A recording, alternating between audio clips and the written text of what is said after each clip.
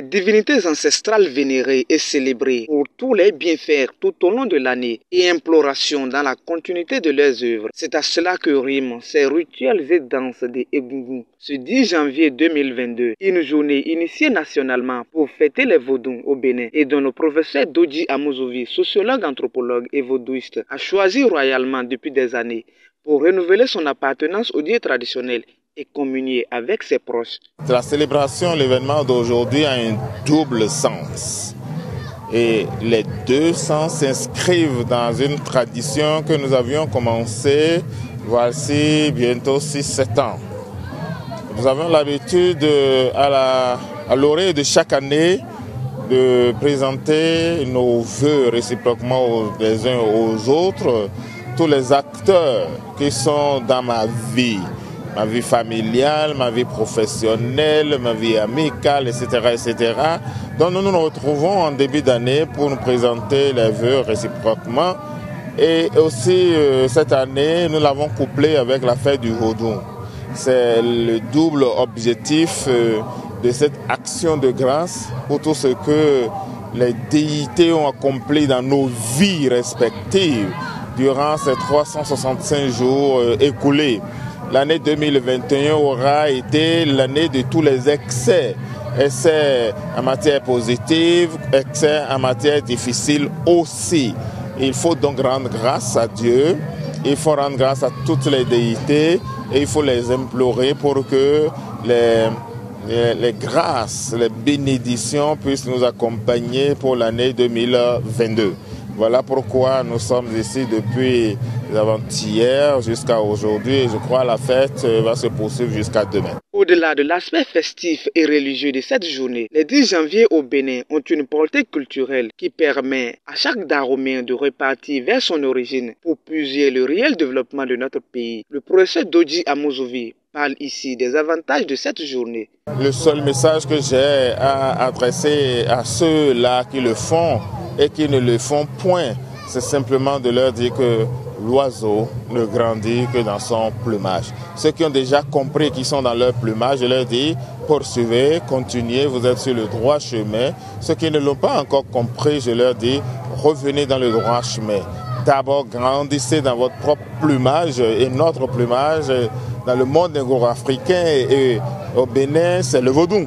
Nous allons grandir dans le vaudou et puis après, être devenu de référence ou un adulte ou un aîné dans notre propre plumage que nous pouvons voler vers d'autres cimes, nous allons peut-être, si nous voulons, aller voir ce qui se passe ailleurs.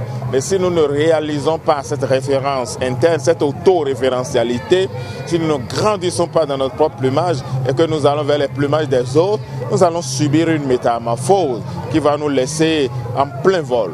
Nous ne serons plus nous-mêmes. Nous ne deviendrons plus l'autre et nous resterons entre les deux eaux, ce qui va nous dénaturer, ce qui va nous déstructurer, ce qui va nous complexer et ce qui va nous réduire par rapport au développement. Le vaudou n'est pas à diaboliser, puisqu'un peuple qui ignore sa culture est voué au sous-développement, disait le docteur Blandine Yabi, participante à l'événement. Elle appelle à la prise de conscience des Béninois pour la valorisation des cultures endogènes, gage du vrai progrès. Bon, on ne va pas les accuser, hein. C'est un peu de l'ignorance, n'est-ce pas? Il faut connaître la chose. Il faut connaître la chose avant. Il faut connaître la chose avant de pouvoir juger. Je les invite, nous les invitons à vraiment cultiver leur culture. Chacun n'a qu'à aller dans sa famille et vraiment questionner les valeurs culturelles. Comprendra que ce que nous avons hérité, ce dont nous sommes capables et que les ancêtres, nos cultures nous ont laissé, est quelque chose d'incommensurable, de valeur incommensurable. Au-delà de ce visage médiocre, de ce visage de crime, de méchanceté qu'on accorde à notre culture, il y a tellement de bonnes choses dedans. Et ce n'est qu'en venant vers cette culture-là, en s'interrogeant sur leur origine, qu'ils pourront comprendre ce que c'est. Et là où eux-mêmes ils vont, c'est simple. Et là où ils vont, parce qu'il faut savoir vraiment d'où on vient avant de savoir là où on va. Ils n'ont qu'à s'intéresser à leur culture. Et pour ceux qui sont scientifiques, il y a même un colloque en vue. Ils n'ont qu'à s'intéresser à ce colloque-là, participer pour voir ce que la science dit en ce qui concerne nos valeurs endogènes, nos cultures, notre héritage religieux, spirituel et tout. Cette fête réussie a marqué l'esprit des uns et des autres, surtout en termes d'organisation. Elle était l'occasion pour les 10 docteurs du département de sociologie de l'université d'Abomey-Calavi, formés par le professeur Dodji Amozovi, pendant l'année 2021, de lui discerner une attestation en reconnaissance de ses efforts dans le monde scientifique. Les participants n'ont pas manqué de reconnaître le mérite de l'organisateur et de l'encourager dans cette perspective. Non, moi je remercie d'abord mon directeur de thèse qui, vous savez, la thèse, c'est le directeur de thèse. Si tu peux être même un savant, si ton directeur de thèse ne décide pas que tu vas avoir le doctorat, tu ne peux jamais l'avoir. Donc je remercie mon directeur de thèse. Ce n'est pas mon directeur de thèse, c'est mon frère. Dodji, j'ai même envie de couler des larmes, c'est mon frère. Parce que on se connaît il y a moins 30 ans. Et on a eu le bac presque au même moment. On a fait, moi, il est allé en Allemagne, moi je suis allé au Sénégal, à l'OETB et tout. Mais quand j'ai décidé d'étudier, il m'a accompagné. Il m'a accompagné et ça n'a pas été facile parce que j'ai décidé de faire une thèse difficile. Je me suis dit que je ne peux pas faire une thèse où on va applaudir, on va dire avec les félicitations du jury et c'est fini. Il faut que je fasse une thèse qui va faire trembler le monde. Et quand j'ai pris le sujet, c'est lui seul qui m'a dit, écoute, je te crois, je t'accompagne. Il m'a accompagné, c'est pas moi, je n'ai aucune force. Si tu prends un sujet difficile que personne ne t'accompagne, tu ne peux pas le faire. Il m'a accompagné, j'ai fait. J'ai découvert que la sorcellerie est mauvaise, mais qu'elle a des trucs positifs qu'on peut utiliser pour le développement. C'est ma thèse. Mais les Béninois n'ont pas compris. Ils ne sont pas prêts. Ils ne sont pas prêts à comprendre que quelque chose qui est négatif peut avoir quelque chose de positif. Là où vous êtes maintenant, vous avez des ennemis. Mais il y a des gens qui vous aiment. Ce n'est pas parce que des gens disent « Ah, tel monsieur est mauvais, maintenant tout le monde dit « Bon, ok, vous êtes mauvais ». Pas parce que Dodji a des ennemis. Mais nous sommes les amis de Dodji parce que c'est Dodji qui a fait que moi je suis docteur. Sinon je ne serai jamais docteur. Moi j'ai fait lettres modernes et mes professeurs m'ont attaqué par l'originalité de mes pensées. Et quand je suis venu à Dodji, Dodji m'a promu par l'originalité de ma pensée. C'est cette originalité, je vais voyager de par le monde.